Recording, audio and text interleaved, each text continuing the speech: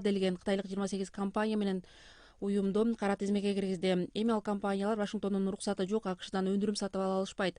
Соода департаментинин 7-октябрда тараткан маалыматына ылайык, кара тизмедеги фирмалар Шинжаңдагы уйгур, казак жана башка мусулманчылыктарына каршы репрессия, калайман камоо, заманбап технологиялардын жардамы менен көзөмөл жүргүзүү өнүктүүнү аралашкан. Санкциялык тизмедеги мамлекеттик мекемелер менен жеке менчик компаниялардын арасында Шинжаң Уйгур автоном облусунун коомдук коопсуздук башкармалыгы жана ага баш ийген 19 уюм менен 8 компания дагы бар.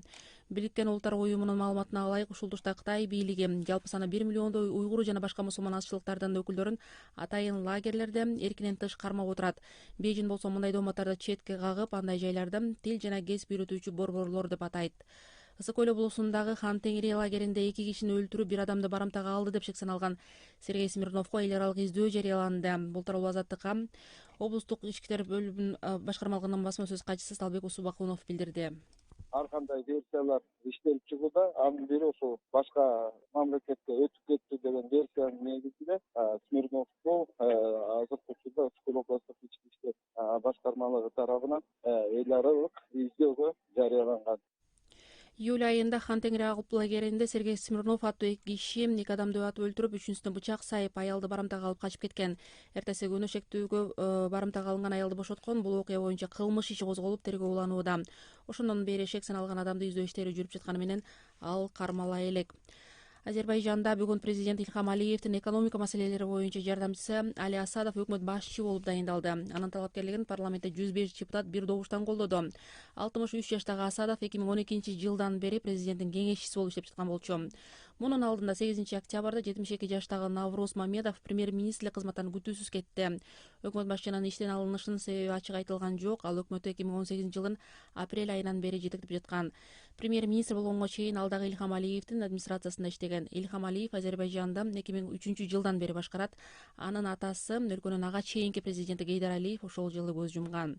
Стокгольмдо 8 октябрда Швециянын академиясы физика боюнча быйылкы Нобель сыйлыктарын алгандарды атады. James Peebles för teoretiska upptäckter inom fysik. Ага ылайык Джеймс Пиблс физика космологиясындагы теоретикалык ачылыштар эмгеги үчүн, Мишель Майор менен Дидье Келос күн түрүндөгү жылдыздын тегерегинде айланган экзопланетанын ачылышы үчүн ушундай сыйлыкка татыды. Мындан бир күн мурда онкология жаатындагы эмгегинен улам медицина боюнча Нобель сыйлыгы америкалык жана британиялык 3 илимпозго ыйгарылган эле. Рахмат Эленор Бейшенбек кызы акыркы кабарлар менен тааныштырып жатат. Жаңылыктардын кеңири топтому Азаттык Чекит.орг сайтыбыздан таап окуп туруңуздар. Уктуруңузду улантабыз.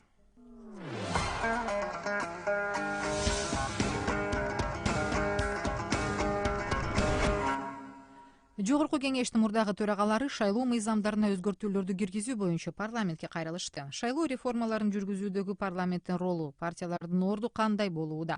Мыйзамга кирүү үчүн негизги принциптер кандай болушу керек? Партиялардын калыптанышына кандай шарттар керек? Ушул жана башка суроолорго арай көз чарай берүүбүздөн жооп издейбиз. Талкууну Бишкектен Бакыт Орунбеков алып барат. Бакыт, саламатсызбы? Сизди угуп жатабыз. Рахмат. Арбаңыздар, урматтуу радио көрөрмандар. Бүгүнкү биздин талкуубузга Жогорку кеңештин мурдагы төрагасы Мукар Чолпонбаев, Жарандык платформа коомдук фондусунун директору Айнура Усупбаева жана жаштардын саясий кыймылынын активисти мүчөсү Гүлжигит Исаков катышат. Биз Мукар мырза менен азыр телефон аркылуу байланышабыз. Мукар мырза, саламатсызбы?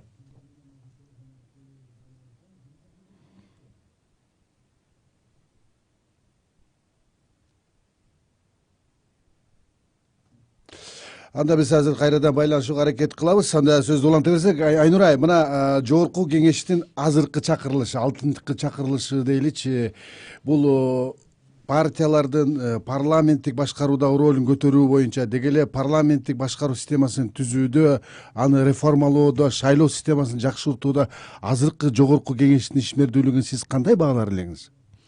Саламатсыздарбы, урматтуу радио угармандар. Мына шайлоо келаткан соң бизде көбүнчө ушундай талкуу болуп атат. Мына 20-жылы биздин оюбузча чоң шайлоо өтө турган маал келип калды. Негизи бул жогорку кеңештин элита системасы өзгөрүлөт деп ойлойбуз да. Бирок кандай сапаты менен келет, кайсы партиялар келет, бул чоң суроо. Баарына азыр ушундай номер 1 болуп атат да, номер 1 деген талкуу жүргүзүлүп атат. Бирок азыр мындай азыркы жогорку кеңешти дагы сындаш керек. Буларды жарандык коом тарабынан биз көп удовлетворительный баа бере албайбыз деп айтсак деле болот. Канааттанбайбыз. Бирок ошол эле убакта сиздер билгендей жогорку кеңеш негизги эң фундаменталдуу орган болуп атат да мамлекеттик системада. Алар жок болсо, мисалы үчүн жогорку кеңеш жок болсо, анда бир бийликтин бир бутагы иштебей, мыйзамдар жок болуп аябай кырдаал курчуйт эле. 10 жылы билесиздер ушундай болгон. Бирок азыркы убакта мисалы үчүн биз жумушчу топ шайлоо процессин өркүндөтүү боюнча жумушчу топ 2 жылдан бери иштеп атабыз. Бул жогорку кеңеш менен чакырылышында. Бирок ошол эле убакта ушул ишке мен канааттандыра турган баа коет элем. Анткени ушул жогорку кеңеш жөн эле мындай ойлоп чыкпай, бул шайлоого бул изменение өзгөртүштөрдү киргизиш керек эле, башканы деп айтпай, негизи булар стратегияны өркүндөтүү стратегиясын иштеп чыгып, андан тышкары улуттук платформада өзүнүн макулдугун берип, анан ошого карата, ошонун планына карата бүт шайлоо процессин өзгөртүү жасап, мына азыркы убакытта канча нечен бир өзгөртүүлөр болду шайлоо эмесине, мыйзамына. Дагы деле азыркы убакта жогорку кеңеште 2-3 демилге бар. Эң аябай маанилүү деп айтабыз. Менин оюмча шайлоо башталганга чейин ошолорду кабыл алыш керек. Анда биз Мукар мырза менен байланышалы. Мукар агай, саламатсызбы? Саламатчылык. Мына жогорку кеңештин мурдагы төрагалары азыркы парламентке шайлоо мыйзамдарын өзгөртүүлөрдү киргизүү боюнча бир нече сунуш пикирлер менен кайрылганыңыздар айтылууда. Айтсаңызбы, сиздердин сунуштардын негизги маңызы эмнеде? Алар канчалык деңгээлде Кыргызстандын шайлоо мыйзамдарын сапаттык жаңы деңгээлге, парламенттин сапатын жаңы деңгээлге көтөрө алат деп ойлойсуз? Биринчиден, бул парламент иштеши боюнча ар кимдин ар канча пикири бар. Но Кыргызстандагы көпчүлүктүн пикири 4-чакырылышка караганда 5-чакырылыштын депутаттары начар болду. 6-чакырылыш 5ке караганда начар болду. Ал эми 7-чакырылыш ушул мыйзамдар менен бара турган болсо, мындан да начар боло тургандыгын азыркы депутаттар өздөрү да айтып атат, элдин баары айтып атат. Себеби эмнеде деген сөз? Бул жанагы партиялык тизме менен шайлоо өткөрүлөт. Партиялык тизме болгон жерде 2 чоң маселе бар. Бирөөсү ошол партия шайлоого катышуу үчүн 5 миллион залог коюш керек. Андан кийин шайлоо учурунда жалпысынан 9% же болбосо бир эле областтан 9% добуш албай кала турган болсо, бул партия шайланды деп эсептелбей калат. Анан ошондой шартта эмне деген жыйынтык болуп калышы мүмкүн деген бир прогноз болуп атат да. Биринчиден, бул прогноз боюнча эгер бир эле партия 9%тен ашык добуш алып кала турган болсо, анда ал конституция боюнча 65 гана добушка ээ болот да, 55% жок, бул парламент иштей албайт. Экинчи маселе, мисалы 2 партия өттү деп эсептейли. Ошонун биринчи партиясы 70% добуш алып, ал эми экинчи партия 9,5% ала турган болсо, анда 9,5% алган партия 55 добушка ээ болобу? Ушул жерде да демократия болобу? Анан кийин үчүнчүдөн, кандайча болуп калышы мүмкүн? Балким ушу 9%тен өткөн 2 же 3 партиянын жалпы добушу шайлоочулардын 20%-не карай тең болуп кала турган болсо, анда эмне болот? Калган 80% кайда калат? Же болбосо 20% калктын аракети, ой, максаты, алардын пикири 80%-икинен жогору турабы деген мындай түшүнүк болуп атат да, мунун баардыгы демократияга каршы келет. Эми сиздердин сунуш кандай болот эми ошол боюнча анда? Анан ошого жараша мына ушуну өзгөртүү жөнүндө сунуш кылды. Анан жогорку кеңештин төрагасы айтып атат, азыркы күндө ушул мыйзамга өзгөртүү киргизүү жөнүндө маселе каралып жатат. Ошондуктан өз сунушуңарды кагаз жүзүндө берсеңер деди. Биз ушул жумада кагаз жүзүндө беребиз. Биз болсо баягы демилге кылууга укугубуз жок. Ошондуктан төрагалардын кеңешине катышкан депутаттар аркылуу өткөрүүгө аргасыз болобуз. Анда Мукарагай дагы байланышта болуп турсаңыз, сизге дагы суроолорубуз болот. Рахмат. Гүлжигит мырза, мына бүгүнкү иштеп жаткан мыйзамдарга боюнча аларга таянсак, жогорку кеңешке, парламентке келүүгө бир жаңы саясий күчтөрдүн, жаңы партияларга бир шарт түзүлгөнбү? Укуктук бир мыйзамдык базалар, негиздер барбы же тоскоолдуктар көппү? Саламатсыздарбы, урматтуу радио угармандар. Мен кесел айтып кете алам. Бүгүнкү күндө тоскоолдуктар аябай көп. Кааласаңыз баарын бирден айтып кетейин. Кыска. Бүгүнкү күндө мен таза күчтөрдүн, жаңы күчтөрдүн жогорку кеңешке келүүсүнө 6 тоскоолдукту көрүп турам. Кыска. Биринчиси, жалпы Кыргызстан боюнча бүгүнкү күндө 18 жаштан жогору болгон, мындайча айтканда шайлоо укугуна ээ болгон 4 миллион 300 миң шайлоочу бар. Конституция боюнча. Себеби Конституцияда айтылган 18 жашка толгон Кыргызстандын ар бир жараны шайлоо укугуна ээ деп. Бул шайланууга, шайлоо укугуна да ээ. Бул биринчиси. Иш жүзүндө 3 миллионго жакын эле жараныбыз биометрикалык мыйзамды, биометрикалык маалыматын тапшырды деген шылтоо менен 1 миллион 300 миң шайлоочу автоматтык түрдө ыргып кетип атат, шайлоо укугунан ажырап калып атат. Бул биринчи тоскоолдук. Экинчи тоскоолдук, өзүңүздөр билесиздер, 1 миллиондон 1,5 миллионго чейин чет өлкөдө эмгектенип жүргөн жарандарыбыз бар. Алардын баардыгы шайлоо укугуна ээ. Бүгүнкү күндө 2010 жылдагы шайлоону, 2011 жылдагы, 2017 жылдагы шайлоолордун баарын андай статистикасын карап көрсөңүздөр, ошол 1 миллиондон ашык шайлоочуларыбыз болгону, канчасы келип добушун берди десеңиз, бир нече миң гана, мисалы 3 миң, 4 миң деген, 5 миң, ар кандай, мен бир канча шайлоонукун айтып атпаймынбы? 2010 жыл гана көп болгон, 25 миң болгон, мисалы Россия боюнча. Бул автоматтык түрдөн аларга шайлоого мүмкүнчүлүк түзүп бербей, шайлоо укугун, мындайча айтканда, шайлоочу бийлигин шайлоо күнү гана колдонот да. Ошол бийлигин колдондурбай, экинчи жол менен да тоскоолдук кылып коюп атат. Үчүнчү тоскоолдук, Кыргызстанда калган каткан шайлоочуларга дагы анча-мынчалары, мисалы өзүнүн барганда дарегинен таппай калып атат. Мисалы нарындык бирөө өзүнүн тизмеңин Баткенге кетип калыптыр деп, ар кандай шылтоолор менен киргизбей коюп атат. Себеби алардын көз караштары белгилүү да, кимдерге шайлоого катыша тургандар. Ушундай мүмкүнчүлүктөр да болуп атат. Форма 1 деген дагы кошумча тизме деген тоскоолдук болуп калып атат. Төртүнчү тоскоолдук 9% босого. Пайыз биз анс деле элдерди шайлоого катыштыра албай атсак, булар ого бетер элдер катышпасын деп, биздин жалпы шайлоочулардын өкүлчүлүгү жогорку кеңешке чагылдырылбай калсын деп атат да. Кирбей эле койсун деп атат. Эми Гүлжигит мырза, ушул тоскоолдуктарды ким жасап атат? Кимдин кызыкчылыгы үчүн? Мен айтып берейинби, Бакыт? Мен айтып берейин. Аяна чыгып коеюн азыр. Ким чыгарып атат? Албетте, бийликке келген бардыгы ушундайга кызыктар да. Мисалы, Конституцияны ким жазган? Мына 2010-да чыкты да бунун бардыгы. Ошолордун бардыгы кызыктар да. Мисалы, Өмүрбек Чиркешевич баштаган.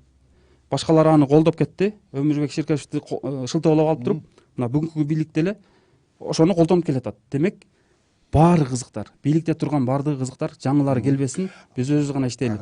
Дагы бир тоскоолдукту айтам, 5-чи тоскоолдук. 5 миллион сом деген чек коюп коюшкан, мындай босого. Анан дагы бир 6-чы тоскоолдук. Бул партиядагы тизме.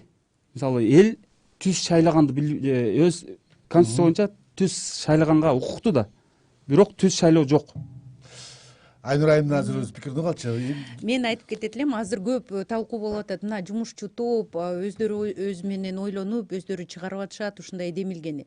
Негизи жумушчу топ мына азыр Гүлжигит айтып кетпедиби? Бүт нормаларды бүт так келтирип, мигранттарга укук берилди. Аялдарга катышууга мына азыркы убакта мигранттар бүт биздин сыртта жүргөн биздин жарандарыбыз жалаң эле консульстводо эмес, биздин өкүлчүлүктө мамлекет системадагы ошол жакта каттоодон өтүп, анан кийин шайлоого катышканга укугу бүт эмеси бар. Эми бул көп информационный кампания болгондон кийин менин оюмча бул дагы көтөрүлөт. Алардын биринчи мүмкүнчүлүгү көп. Андан тышкары мына азыр айтып атпайбы 5 миллион деп Гүлжигит. 5 миллион мурун эле болгон. Мындай Жок, 1 миллион болчу да? Жок, 1 миллион ал президентке, а жогорку кеңешке 5 миллион. Мен жалпы тоскоолдуктарды айтып келдим. Негизи мына Бакыт, самый эң негизги маанилүү тоскоолдук Гүлжигит менен мен өзүм макулмун. Бул 9%тик босого. Аны болсо мына былтыркы инициатива Республика Ата журт Женчороев мырза ошол инициативаны өзү киргизген. Ошондо койгула 9% киргизбегиле, биз жумушчу топ айтканбыз да, 9% киргизбегиле, өтө албай каласыңар дегенде, мына 2 жыл мурун алар эми ойлошкон да, эми өтөбүз. Анан кийин 5-6 партия өзүнүн дагы пландары бар эле. Бирок негизги мындай пландаштырып койсо 9% мындай эле алышат көбүнчө партиялар. Бирок жаңы мына Гүлжигит айткандай жаш партиялар ошол босогодон өтө албайт да. Менин оюмча ошол демилгени азыр любой депутат инициатива көтөрүп өзү киргизсе болот. А бизге жумушчу топко айтып атпайбы, силер киргизген жоксуңар. А биз айтканбыз, былтыр өзүңөр жөн турган 7% кайрып алдыңарбы 9%ке. Эми өзүңөр аракет кылгыла. Биз азыр айтып атат, техникалык түрдө эле көп өзгөрүү болду деп. Туура, мигранттар катышка алганга мүмкүнчүлүгү жок беле? Болчу эле, аны киргиздик. Аялдардын шайлоого жергиликтүү кеңешке катышканга мүмкүнчүлүк бердик. Баягы айтып атпайбы, шайлоочу өзүн таба албай деп. Система онлайн личный кабинет, ошого заявление беришке мүмкүнчүлүгү бар. ГРС системасы тактабай, шайлоо комиссиясы биздин жарандарыбыздын данныйларды тактап өзү акыркы список. Иши кылып ушундай көп шайлоочуларга, андан тышкары талапкерлерге көп мүмкүнчүлүк берилди да. Мисалы үчүн талапкерди айтып коеюн, мурун болсо баягы соттолбогон деген башаламан бар эле го. Азыр ал системанын баарын иретине келтирди. Менин оюмча азыркы бир чоң тоскоол чын эле ошол 9%тик барьер. Азыр Мукар мырза, саламатсызбы? Дагы бир жолу угуп атасызбы? Сиз айтсаңыз, мына шайлоо боюнча мыйзам долбоорлорун иштеп чыгууда, сунуш кылууда, шайлоодо бул демократиялык принциптердин баалуулуктары эмес, кландык, корпоративдик, партиялык бийликтин кызыкчылыктары үстөмдүк кылып жатат деген пикирлер бар да. Сиздин оюңузда кандай? Мен бул жерден Гүлжигит менен топ-толук макул болдум да, айткандарынын баары туп-туура. Ал эми жана жумушчу топтон тиги киши сүйлөп атпайбы, аял киши. Мен такыр макул боло албайм. Мисалы, тиги мигранттар жөнүндө айтып атат да, 10-жылы Россияда эле 16 участок бар болчу. Ал эми өткөн шайлоодо болсо 4 гана участок кылып койду. Анан 4 участок келип катталгыла да, андан кийин добуш бериле дейт. Эмне Камчаткадан келип Екатеринбургка катталып, ошондон добуш берип шайлоо үчүн. Бул деген вообще шарт бербей шарт түзүп аткандыгы. Как раз таки шартты түзүп атпайбызбы? Мына киши квота берип койсо, 760 миң Россияда биздин жараныбыздын кимиси шайлоого катышат анан. Именно ошондо. Анан экинчиден аялдарга ушунчалык мүмкүнчүлүк түздейт. Аялдар деле кадимки жаран, алардын укугу эркек менен бирдей болуш керек. Эмне үчүн бирине өзгөчөлүк кылыш керек? Эл кимди шайлайм десе, ону шайлап алат да. Анан үчүнчүдөн ал киши айтып атат, шайланууга бүт баарына укук берилди дейт. Каяктагы укук? Эгер партияга мүчө болуп кирбесең, анда сен шайланууга кире албайсың. Мына ушуну алып ташташпайбы дегенде. Анан ошондон кийин биз баарына бирдей шарт түзүп атабыз деп айтса болот. Төртүнчүдөн, анан кийин депутаттар бизге сунуш берсе карап көрөбүз дейт. Анда эмне үчүн жумушчу топ түзүп кереги бар эле? жумушчу топ ошол сунуштардын баары түшүп атат да, өздөрү деле кошуп койсо болот, андан кийин депутаттар карайт да. Анда депутаттарды бекерде шайлайбыз. Гүлжигит мырза, мына сиз 6 тоскоолдукту айттыңыз да. Эми эгерде бул болбосо, анда бизде демократиялык принциптер орнобогон болбойт деп айтып атасыз да. Эми биз бул тоскоолдуктарды кантип биз жоюшубуз керек, же болбосо мындай жарып өтүшүбүз керекпи, кантип жеңебиз, кантип бир мыйзамдуу жолго түшүрөбүз? Сиздин сунушуңуз барбы? 2010 жылы келген, 2015 жылы келген депутаттардын баары муну өзгөртүшү келбей атат. Жумушчу топторду түзүп, шайлоо системасын жакшыртуу үчүн элдин көзүн боёгонго гана жетип калып атат да. Мына Мукарова аябай туура айтып кетти. Мен да мурда мигрант катары ал жерде эмне кандай болуп атканын билем да. Шайлоочулар эч качан, мисалы, алар күндө иштейт да. Бир күн консулдукка барып, кат алып келиш, алардан ошо жумуш берүүчүлөрдөн уруксат алуу аларга татаалга турат да. Ал жерге барса консулдуктагылар аларды кагып силкип жакшы кабыл албайт. Бул фактыларды да көрүп жүрөбүз. Ошондуктан алар өзүн гана жеке оокаты менен гана элек да. Бошобойт. Ар бир убакыт, ар бир минут ал жакта акча. Ошондуктан алар бир күн жоготуп тургусу келбейт. Камчаткадан, Ирак чыгыштан болсо, каяктан болсо дагы бир айын короткусу келбейт да. Ошондуктан бунун баардыгы деле биз шайлоочуларга, мигранттарга шайлоо укугун түзүп берип атабыз, шартын түзүп берип атабыз деген бул деле баягы жөнөкөй сөз да. Россиянын ар бир 100 шаарына 100 участок ачуу мүмкүнчүлүк канча мүмкүнчүлүк? Кыргыздар 39 субъектте көбүрөөк жайгашкан да. 39 субъектке ачса болот. Ал жерде кыргыздар менен андай базарга жакын ошондой жерлерде. Мына Бакыт, мен айтып кетет элем Мукаровага, бул легендар парламенттин депутаттары болчу. Эгерде ушундай түз шайлоо, анан кийин жарандар катыша албайт деген суроону айтса, анда чын айтса уят эле. Анткени конституция боюнча бизге парламенттик системага жалаң эле саясий партиялар катышышка мүмкүнчүлүгү бар. Биринчиден мындай өзүбүзчө топ ойлонуп, анан кийин жалаң эле жалгыз адамдын инициативасы менен ушундай киргизүү мүмкүнчүлүк жок деп айтат элем да. Ал биринчиден. Бирок мына шайлоо процессине ушундай тоскоолдук болуп атат мигранттарга дейт. Наоборот, баягы бүт биздин миграционный эмелер билесе, канча шаарда бар? 20 шаарда бар. Азыр ошолордун базасында мигранттар шайлоого катышканга мүмкүнчүлүгү бар. Бирок эми шайлоочулар иштейт, анан тигинтет, мынтет десек, анда болбойт да. Шайлоо бул негизи. Айнура, мен сизден дагы бир нерсе сурагым келет. Бираз коомчулукта мөөнөтүнөн мурда парламенттик шайлоо өтөт деген да бир маалыматтар айтылып калып атат. Анын өтүшүнө канчалык мындай бир негиз шарттар коркунуч бар? Коркунуч эмес, мен жөн эле негизин сурап атам. Мүмкүнчүлүк бар. Шарттар. Мүмкүнчүлүк дагы бар, шарт дагы бар. Коркунучтуу ушундай көрүнө турган деле бизге көрүнүп атат. Эмне үчүн мөөнөтүнөн мурда өтүш керек, эгерде ушуну как раз таки өтпөш керек. Бул негизги азыркы парламентарийлер, депутаттар отуруп ойлойт да. Биз шайлоого катышыбыз керек. Жумушка дагы келишибиз керек. Өзүбүздүн ишмердүүлүгүбүздү өткөзүш керек. Андан ага карагандан көрө эрте мөөнөтүнөн эрте кетип калсак жакшы болот эле. Компаниябызга кенен компания жүргүзөт элек. Бирок болбойт. Анткени мына айтып кетейин.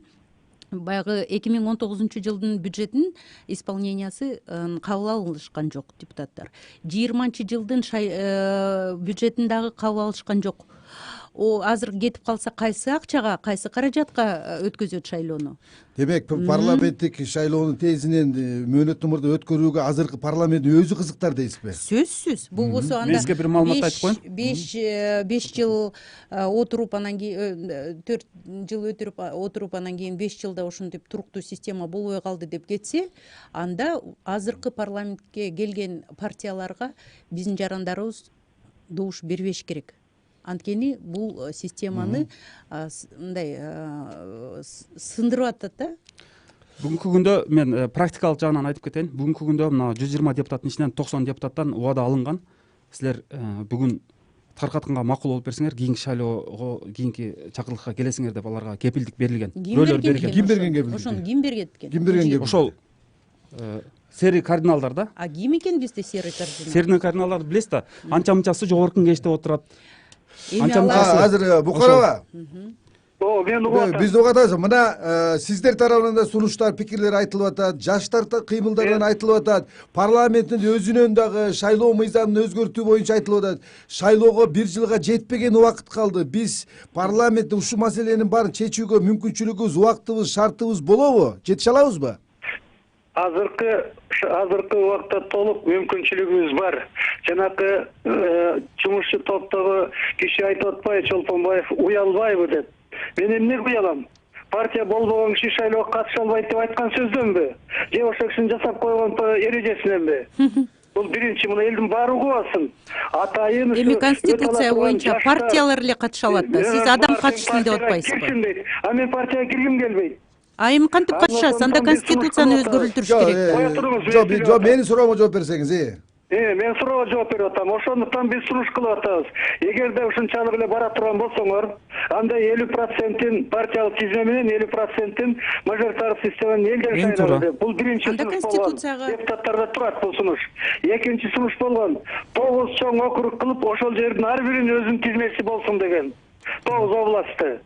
Анан эмне үчүн ал маселени карабай отурушат булар? Сөзсүз түрдө бир гана округ болуш керек дагы, только гана күчтүү партия өтүш керек. Андан башка адамдардын баары катышпаш керек деп. Ал эми бизге окшогон кишилер жана олигархтардын партиясына кире алабы? Кире албайт эч качан. Анан ошого да киши уялап анан кийин ошон кирбей калды деп айтканга. Баракелде, эң туура айтылды. Мукарова, сизге кечирип коесуз, катуу тийсе, мен айтканым уялбаган деген бул мааниде эмес. Сиз билесиз. Жок, конституция боюнча, жок, эми сиз депутат болгонсуз да, сиз спикер болгонсуз, биз билебиз да. Конституциянын анда бакыт кээ мындай көп эмеде болуп калып атат да, жөн эле сөздөр. Негизи бул системаны өзгөртүш үчүн конституцияга өзгөртүү киргизиш керек. Эгерде конституцияга өзгөртүү киргизе албаса, жөн эле бекер эле сөз. Ал биринчиден. Экинчи, мына айтып атпайбы, азыркы убакта саясий партиялардын өнүктүрүү боюнча Алтыбаева депутаттын демилгеси жогорку кеңеште бар. Ошого жаш партиялар өзүн көтөрүш үчүн мамлекет тарабынан каржылоо системасы киргизилип атат. Ошону да эме кылыш керек да. Рахмат, урматтуу радио каармандар. Бүгүн биз шайлоо реформаларын жүргүзүүдөгү талкуунун уландысын YouTube'дагы биздин баракчабыздан, ошондой эле Facebook'тан да көрсөңүздөр болот. Бул уктуруубуз болсо соңуна чыгып. Мукарова, айтыңыз, пикириңизди айтып бериңиз. Пикириңизди айтыңыз. Мен пикиримде жанагы квота берип атпайбы, жаштарга деп, аялдарга деп мейли. Эң негизги маселеси экөө турат. Экөөнү депутаттар кайсынысын тандап алса дагы, бирөөсү, элүүсү мейли партиялык тизме менен болсун, жарымы мажоритардык системанын. Же болбосо 9 округка бөлүп туруп, ар бир округдун өзүнүн тизме болсун деген сунуш түшкөн эче эле. Болуптур эми, Мукарова, аны айттыңыз. Мына азыр Айнур айым бир принципиалдуу маселени айтып атпайбы? Эгерде партиялык тизме менен эмес, парламентте башка жол менен мажоритардык же болбосо башка формасын эметсек, анда конституцияны өзгөртүүгө барышыбыз керек деп атат. Биз конституцияны өзгөртүшүбүз керек да. Албетте өзгөрүш керек. Кечирип койгула. Мажоритардык система дегенди мен дагы эсептеп отурам. Ал жерде Конституцияда жазылып турат, пропорционалдык системаны шайланат деп. Пропорционалдык система сөзсүз түрдө эле партиялык тизме менен бүт баарын шайлайт деген жок. Түз шайлайт. Андай эмес, андай түшүнүк жок. Эгерде 9 округка бөлүп туруп ошол партиялык тизмени 9 округ менен түзсө дагы, бул дагы пропорционалдык система болот. Эмне үчүн ошону жасоого болбосун? Тилекке каршы могу биздин бийликте отургандар, айрыкча жогорку кеңештеги депутаттар өздөрү отурган бутакты кыйгысы келбей атат да. Мисалы бүгүн демократия деп атат да, мисалы Айнур айым. Бирок бүгүнкү күндө шайлоого катышкан, келип добуш берген шайлоочулардын саны 40-45%дан ашпай атат. Ал эми жогорку кеңешке кирген депутаттар канча шайлоочунун добушун чагылдырып атат десеңиз, 2010-жылы 36-37%-дын тегерегинде. Муну 6-чакырылышта 27% болгон. Азыркы чакырылышты карасаңыз, ал деле аны ашпайт да. Бул эмне деген? Демократия дейбиз дагы 9%-га көтөрүп коюп атабыз босогону. Демек, ошого жанагы неме айтканы менен жасаганы теңирден тескери жок, болуп атат. жанагы жаш жаңы партиялардын, жаңы күчтөрдүн парламентке келбей атышына эң негизги тоскоолдук анда босогобу, анда босогондо ылдыйлатыш керек. Мен сизге мына 6 тоскоолдукту айтып келдим го. Ооба. 6 тоскоолдуктун баары кирет. Эң 6-чы тоскоолдук бул бул эң депутаттар биринчи депутаттар депутаттар эң биринчи депутаттар түз шайланышы керек. Партия лидерлерине көз каранды болбош керек. Анан могу мигранттарды жөнөкөй нерсе эмес, мигранттардын көбү бийликке бербейт. Ошондуктан алардын добушу бизге келбейт деп бийлик аларга шарт түзбөйт. Гүлжигит, сиз мына саясий жаңы кыймылдардын мүчөсү болуп, жаңы жүздөрдөн кыймылда да жүрөсүз. Мына парламенттик шайлоодон бир үмүтүңүздөр чоң. Кантип келесиздер эми? Эгерде ушундай 9% өзгөрбөсө, башка сиз айткан башка 5%, 5 тоскоолдукта өзгөрбөсө, кантип биз ситуацияны өзгөртөбүз, абалды өзгөртөбүз? Биз элге барабыз. Бийликтин булагы эл да. Ооба. Биз могу тоскоолдуктар турса дагы элге түшүндүрүү иштери үчүн барабыз. Элге түшүндүрөбүз. Бүгүнбү, эртеңби мен кепилдик бере албайм. Могу 2020-жылы шайлоо мөөнөтүнөн эрте, мисалы бүгүнкү күндө мөөнөтүнөн эрте өтүп калса, бул кимге ыңгайлуу? Акчасы барларга ыңгайлуу да. А жаңылар даярдана албай калат, туурабы? Эсеп ошого алынган да, эсеп максат ошондой коюлган. Биз эмне кылабыз? Келет, 2-3 олигархтын партиялары келет, 3-4төн партия каржылап атышпайбы? Келет булар. Акчалары менен келет, 3 партия келет, 4 партия келет. Анан эмне? Анан деген суроо болот да. Сөздү бузбай туруңуз. Анан деген суроо пайда болот да. Анан эл эч нерсе өзгөрүүнү мындай көрбөгөндөн кийин мөөнөтүнөн эрте шайлоо боло берет. 2021-жылы эле шайлоо боло берет. Бизде парламенттик шайлоо мисалы кечиресиз, 2020-жылдын башында шайлоо өтсө, 6 айдан кийин деле шайлоо өтө берет. Дагы баягы чимкириктер келбей деп дагы шайлоо боло берет да. Менен иштеш керек, эрежелер менен иштеш керек. А мындай популисттик анда 4 жыл эмне кылып отурдуңар? Гүлжигит, мына шайлоо келгенде эле кыймылдай баштадыңар. Биринчиден мен катуураак айтып коеюн, эми ушундай жаш партияларга мурун ушундай эле инициативаларды көтөрсө, эмне шайлоо алдын ала эле ушун баштаганда эле анан кийин кыйкырып башташат. Мени уксаңыз, мен 4 жылдан бери сүйлөп келатам. Экинчи, сиз билбейт экенсиз. Кечирип коесуз. Экинчи, мөөнөт менен өтсө, система туруктуу болот. Ал биринчиден. Экинчиден, 9%-тик босого действительности бул эме болуп атат да, тоскоолдук болуп атат. Аны болсо 120 депутат эмне отурат? Өздөрүнүн укуктары бар. Любой депутат азыр ушундай инициатива кылса, ошондой мүмкүнчүлүк бар. Жок, булар жумушчу топту карап отурат. Качан жумушчу топ ошондой эксперттер келип, ушундай эрежени 5, бизде 6 депутат бар. 6 фракциянын депутаттары бар жумушчу топту. Бири дагы ушундай сунуш берген жок. А биз эксперттер эмне үчүн ушундай алар жана 9% босогону төмөндөтүү жөнүндө пикири жокпу? Эч пикири жок. Анан кийин келгенде эле, ошол комитетке келгенде эле, анан парламентке келгенде эле депутаттар айтып калат. Эмне үчүн жумушчу топ ушундай демилге жасаган жок? А эмне үчүн силер 120 депутат отурасыңар? Бириңер дагы ушундай инициатива берген жоксуңар? Ал негизги. Экинчиден, баягы азыркы убакытта добуш сатып алуу менен административдик ресурска бөгөт кое тургандар демилгелер жогорку кеңеште турат. Ошону депутаттар тезирээк караш керек. Демек, биз азыр баарыңыздардан кыска пикир сурагым келип атат. 2020-жылдагы парламенттик шайлоону бир сапаттык жаңы деңгээлге көтөрүп, жаңы сапаттуу бир парламент алыш үчүн негизги кайсы эмелер, шарттар аткарылыш керек деген ойдосуздар? Гүлжигит, айтып берейинби? Мен эми мыйзамдык талаптардан сырткары кошумча моралдык жактан дейсизби, текстти туура окуганды үйрөнө турган ошондой тестти үйрөтүш керек болот да. Мына тестти орусчадагы, кыргызчадагы туура окуй алабы? Ар бир депутаттуу, ар бир депутатка окутуп чыгыш керек болуп атат. Биз шайланып калгандан кийин уят болбой, дүйнөлүк аренада шайланганга чейин тандап алалы да. Экинчиси, трибунага чыгып арак ичип сүйлөйбү же ичпей мындай так сүйлөй алабы? Ошондой талаптарды коюшубуз керек. IQ деңгээлин текшериш керек болуп атат. Анан компетенциясы барбы, жокпу? Мисалы анча-мынча сөздөрдү айта алабы, айта албайбы? Ушулардын баарын анын баардыгын деге шайлоочунун добушуна койсок кандай болот эле? Добушуна койсок ушундай тесттерди өткөрүп алып туруп анан азыр Букарова, сиздин пикириңизди уксак, кыскараак айтыңыз. Менин пикиримди кыскараак айтканда, албетте Гүлжигиттин коюп аткан талаптары туура эле. Бирок бул азыркы конституцияга кошпойт. Азыркы конституцияны Айнура айтпадыбы, кээ бир жерлери боюнча биз аргасынан чыга албайбыз деп. Ал эми жанагы 9% төмөндөтүп коюш 3%ке чейин. Залогту 5 миллиондон 1 миллионго төмөндөтүп коюш бул Конституцияга эч кандай каршылык келбейт. Бул биринчи. Экинчиден, ар бир Кыргызстанды 9 округка кылып туруп, ар бир округтан ошол жактан пропорционалдык система менен шайлап келе турган болсо, Конституцияга эч нерсе каршы келбейт.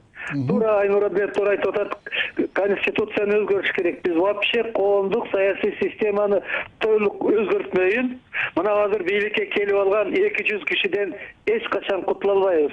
Мына мен ушуну айтайын дегем. Айнура айым, сиз мына Мукарова, мен азыр макулмун ушул айтып кеткен нерсени. А мен түшүнүп атканым, баягы сиз преференциалдуу тандоо системаны киргизгенге ошондойго инициатива кылсаңыз, анда биз ошону дагы колдой турган немебиз бар. Ал биринчиден, азыркы убакытта жогорку кеңеште саясий партиялардын демилгеси турат. Ошол өтсө, анда менин оюмча партиялар өсүп, анан кийин ишеним болот. Бул бүт балекет ошол партияларга ишенбей турган абалга түшүп калбадыкпы? Ошол бүт башаламаны ким түшүрдү деген маселе болуп атат. Рахмат.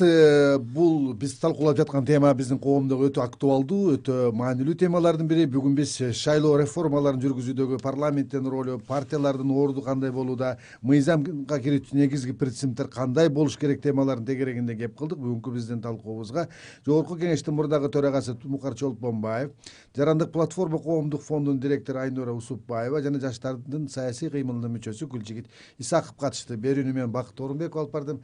Кайрадан эфир аркылуу жолукканча саламатта калыңыздар.